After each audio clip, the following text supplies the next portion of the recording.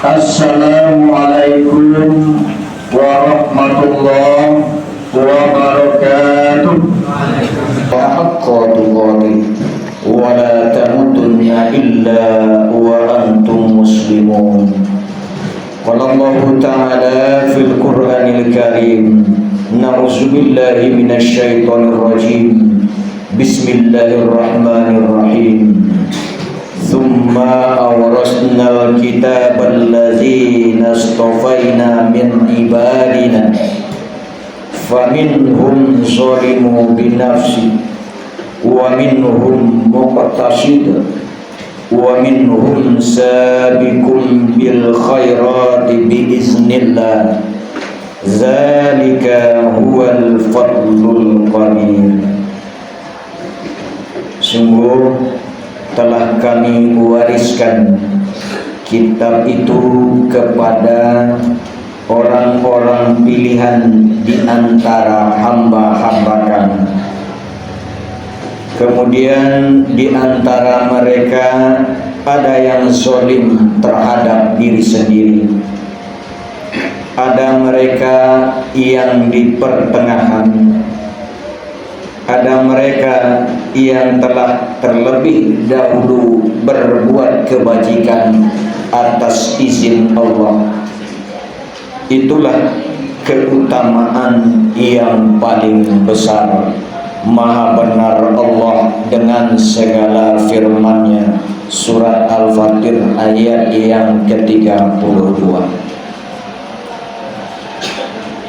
Bapak-bapak dan saudara-saudaraku sidang jemaah Jumat rahimakumullah, kembali ucapan rasa puji dan syukur kita sampaikan kepada Allah Subhanahu wa taala. Alhamdulillah, pada hari yang ke-14 ini di Ramadan 1446 Hijriah, Allah masih melimpahkan rahmat, nikmat dan karunia-Nya kepada kita, sehingga kita bisa berhadir di rumah Allah ini dalam rangka melaksanakan kewajiban kita selaku seorang laki-laki yang baligh dan berakal, yakninya melaksanakan ibadah Jumat di rumah Allah yang sama-sama kita cintai. Kemudian salawat dan salam buat junjungan kita Nabi besar Muhammad sallallahu alaihi wasallam. Bapak dan saudaraku sidang jemaah Jumat rahimakumullah, tidak terasa kita sudah berada di pertengahan Ramadan 1446 Hijriah.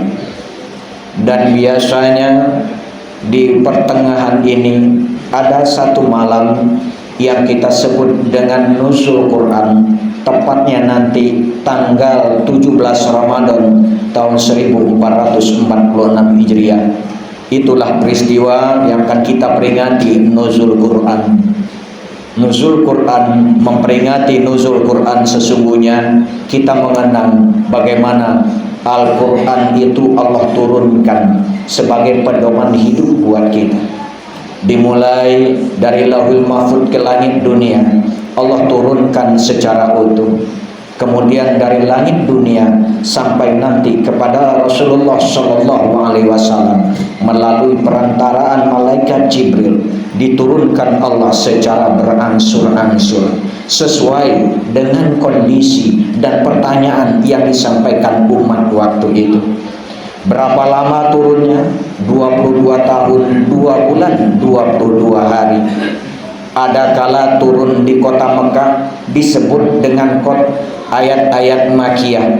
Ada kala ayat itu turun di Madinah disebut ayat-ayat Madaniyah. Kemudian bapak dan saudara, setelah Rasulullah wafat, kemudian perkembangan selanjutnya, para hafiz-hafiz Al-Quran pun banyak yang berguguran. Lalu ikhtiar Utsman bin Affan, dikumpulkanlah semua yang tercecer, apakah itu tertulis di tulang-tulang onta, apakah itu tertulis di pelepah-pelepah korma, ataupun di kulit-kulit unta. Semuanya dikumpulkan lalu dibukukan, disebut dengan sofnya Utsman bin Affan. Bapak dan saudara, kemudian perkembangan dari Al-Quran itu yang sudah dibukukan, muncul pula ilmu tajwid, sehingga kita tahu bagaimana mana yang harus gunnah, mana yang tidak, diajarkan di sana. Lanjut Bapak dan saudaraku, sampai detik ini pun Al-Quran terus berinovasi dengan munculnya Al-Quran terjemahan. Dan saat ini sudah beberapa macam negara yang menerjemahkan Al-Quran itu, tanpa sedikit pun tentu saja menghilangkan tulisan asli dari Al-Quran itu. Bapak dan saudaraku, yang jelas Al-Quran itu sekarang sudah di kita. Lalu bagaimana sesungguhnya sikap umat Islam di terhadap Al-Quran ini? Allah jelaskan Bapak di dalam surat Al-Fatir ayat yang ke-32 yang landasan khutbah kita tadi. Minimal Pak, ada 3 golongan manusia yang menyikapi Al-Quran ini. Ada yang disebut dengan golongan zolimu bin nafsi, zolim terhadap dirinya sendiri. Ada yang disebut nanti golongan muktasid. Muktasid ada di pertengah-tengahan. Lalu ada juga orang yang disebut dengan golongan fasabiqul bil khairat, orang-orang yang telah dahulu mengamalkan, melaksanakan ajaran Al-Quran ini dengan sebaik-baiknya. Golongan manakah kita? Coba kita renungkan bersama Bapak. Siapa sih golongan yang disebut sabiqul bil khairat itu? Pak, tentu saja orang-orang pertama dia punya Al-Quran di rumahnya. Mushaf Al-Quran dia miliki. Minimal Pak, dalam dirinya di masing-masing individu-individunya ada Al-Quran yang dia bawa, ada Al-Quran yang dia miliki. Sesudah itu Pak, dia akan menjadi orang yang gemar membaca Al-Quran itu. Ramadan datang kepada kita saat ini, sudah berapakah juz yang kita sampaikan baca di Ramadan saat ini? Kita berada di hari 14, minimal sesungguhnya Bapak dan saudaraku, Al-Quran itu sudah kita baca sampai ke juz yang ke-14. Kemudian setelah kita baca, bagaimana lagi golongan yang sabiqul bil khairat itu Pak? Dia akan mampu mengamalkan Al-Quran itu semaksimal mungkin dalam hidup dan kehidupannya. Tapi sebuah kengerian Bapak, ada nanti yang disebut dengan golongan sabiqul bil khairat, golongan orang-orang yang di tengah-tengah. Bahkan ada golongan yang disebut zolimu bin nafsi. Siapa golongan yang berada di tengah-tengah itu Pak? Orang yang senantiasa memilah-milah Al-Quran ini. Mana yang cocok buat dia, dia amalkan. Mana yang tidak cocok dengan dia, tidak dia amalkan. Mana waktu yang bisa dia laksanakan, dia kerjakan perintah yang ada dalam Al-Quran itu.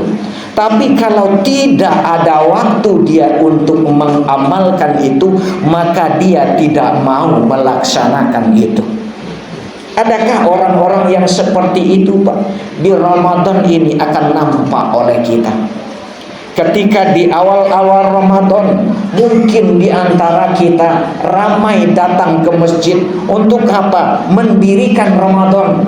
Tapi Bapak dan saudaraku, di penghujung nanti 10 malam kedua, 10 bahkan 10 malam ketiga, ada di antara kita yang hanya datang untuk menyisihkan waktu yang betul-betul ada waktu baru kita datang.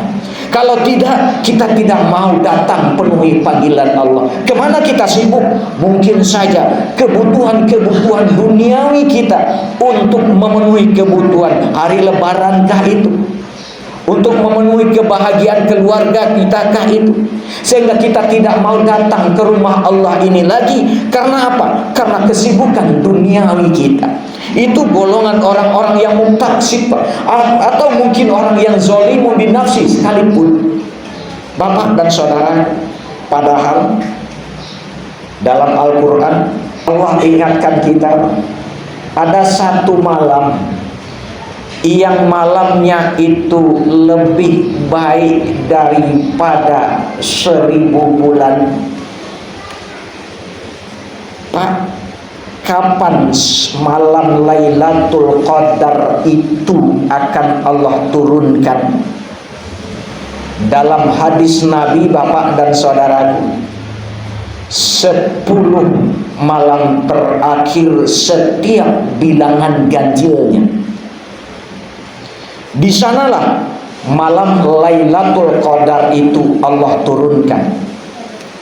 Tapi Bapak, coba kita lihat, coba resek tapi kain wak surang.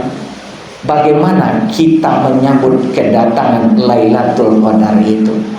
Sudahkah kita persiapkan diri kita? Sudahkah kita bergembira ria? Padahal Allah sudah nyata-nyata jelaskan bahwa malam Lailatul Qadar itu adalah malam selebih baik daripada 1000 bulan. Bapak, kalau kita hitung 1000 bulan itu keutamaannya lebih dari 83 tahun kita beribadah. Andai kata kita dapat malam Lailatul Qadar itu, maka Allah akan berikan kebaikan 83 tahun kita beribadah. Tapi kita sia-siakan itu. Itu golongan yang disebut mutaksib, golongan yang berada di tengah-tengah. Ada golongan yang sangat-sangat kita khawatirkan, golongan yang zolimu binafsi, orang yang zolim terhadap dirinya sendiri. Apa artinya? Dia belakangi betul Al-Quran itu. Dia tidak jadikan Al-Quran itu sebagai pedoman hidupnya. Dia tidak maukan Al-Quran itu mengatur hidupnya. Dia ingin sekehendak hatinya, mengambil hak orang lain sekehendak hatinya, menipu orang sekehendak hatinya. Dia tahu bahwa itu adalah larangan Allah, namun dia tidak mau pedulikan itu. Banyak contoh kita lihat saat ini, bagaimana kita dipertontonkan oleh orang-orang yang seperti itu, Pak.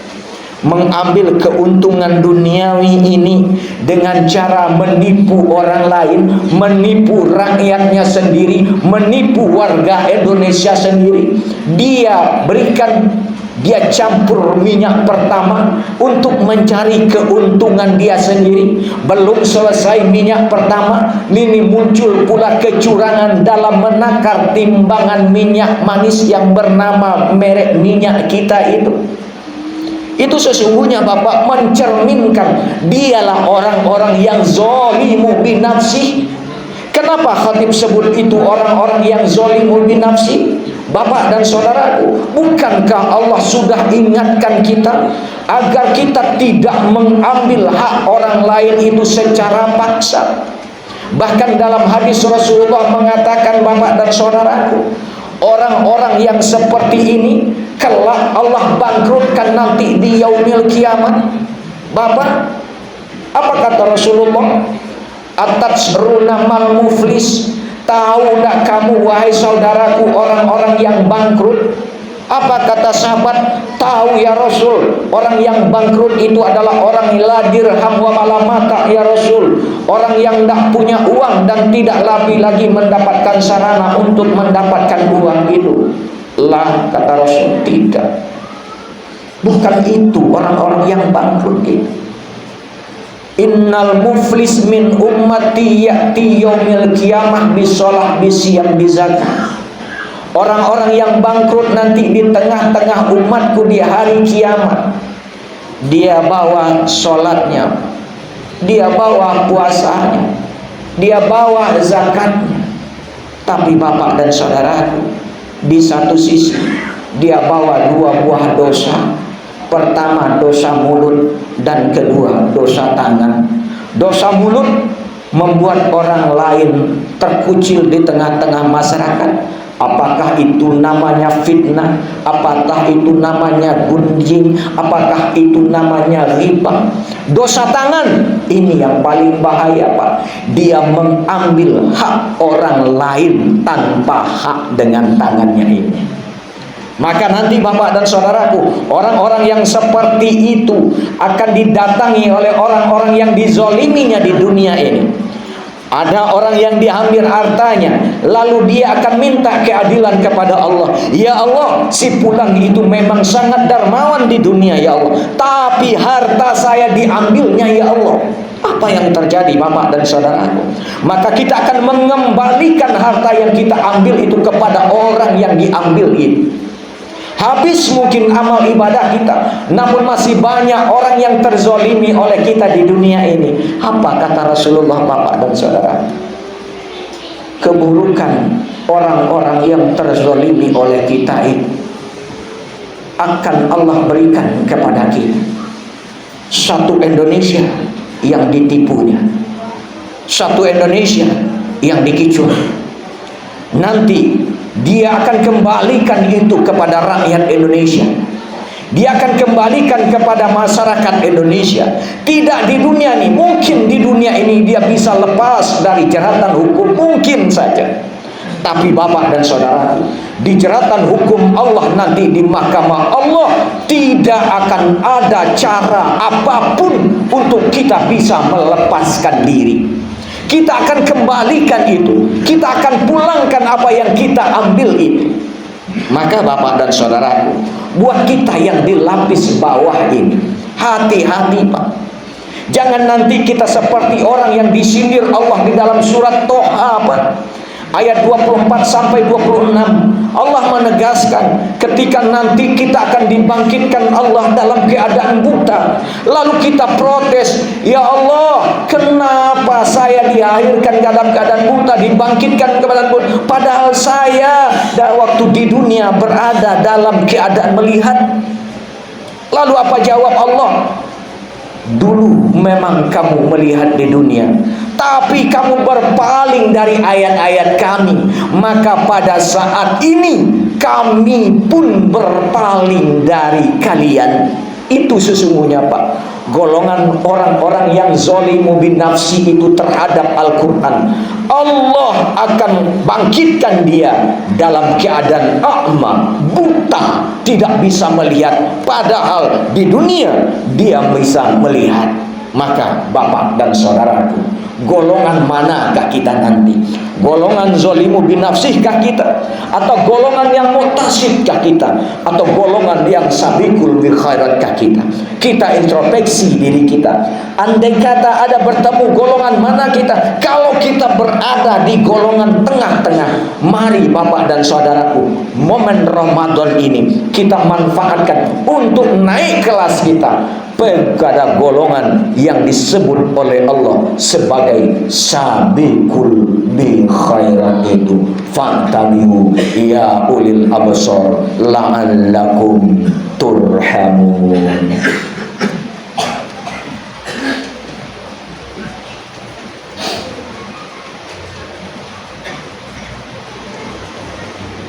Alhamdulillah, alhamdulillahillazi hamdan katsiran kama amar. Asyhadu an la ilaha illallah wahdahu la syarikalah, wa asyhadu anna Muhammadan abduhu wa rasuluh sallallahu alaihi wasallam la nabiyya ba'da. Allahumma fasholli ala Muhammad wa ala alihi wa ashabihi ajma'in, amma ba'du. Fa ya ibadallah, usikum wa iyaya bittaqwallah, faqad fazal muttaqun. Ittaqullaha haqqa tuqatih wa la tamutunna illa wa antum muslimun. Qala Allah ta'ala fil Qur'anil Karim, Na'udzubillahi minasyaitonir rajim. Bismillahirrahmanirrahim.